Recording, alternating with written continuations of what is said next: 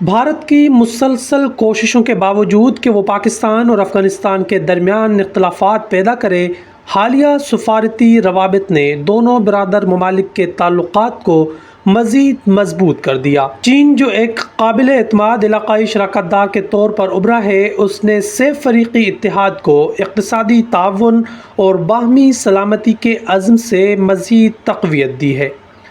بھارت کی بھرپور کوششوں کے باوجود کہ وہ پاکستان اور افغانستان کے درمیان درار ڈالے، دونوں ممالک کے گہرے ثقافتی، مذہبی اور تاریخی رشتے مزید مضبوط ہو گئے ہیں، اور اب چین کی حمایت کے ساتھ یہ برادری ایک اسٹریٹجک شراکت داری میں بدل رہی ہے جو باہمی عزت، استحکام اور ترقی پر مبنی ہے۔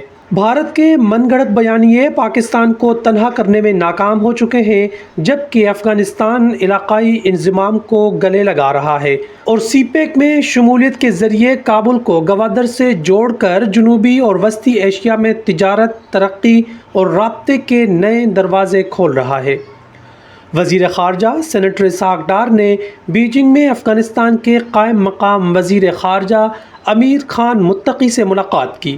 دونوں رہنماؤں نے کابل کے حالیہ دورے کو یاد کیا اور دو طرفہ تعلقات میں مثبت پیش رفت، سفارتی روابط، تجارت اور ٹرانزٹ کی سہولت کا خیر مقدم کیا۔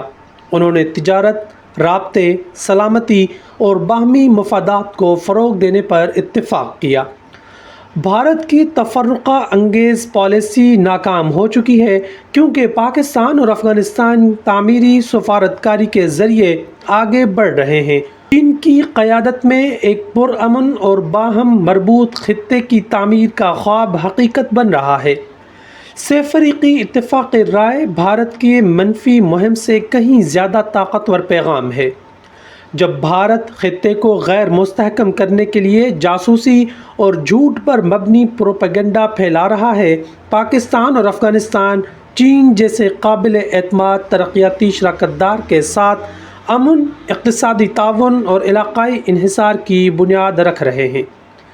علاوہ ازیں، بیجنگ میں وزیر خارجہ اسحاق ڈار، افغانستان کے قائم مقام وزیر خارجہ امیر خان متقی اور چینی ہم منصب کے درمیان غیر رسمی سہ فریقی ملاقات کے دوران سی پیک کو افغانستان تک بڑھانے پر اتفاق ہوا۔ ترجمان دفتر خارجہ کے مطابق اس موقع پر خطے میں دہشت گردی کا مشترکہ مقابلہ کرنے پر بھی اتفاق کیا گیا۔ دفتر خارجہ کے ترجمان کا کہنا تھا کہ وزرائے خارجہ نے خطے کی سلامتی اور اقتصادی روابط کو فروغ دینے کے لیے تعاون کے عزم کا اظہار کیا اور بیلٹ اینڈ روڈ انیشیٹو پر تعاون کو گہرا کرنے پر اتفاق کیا۔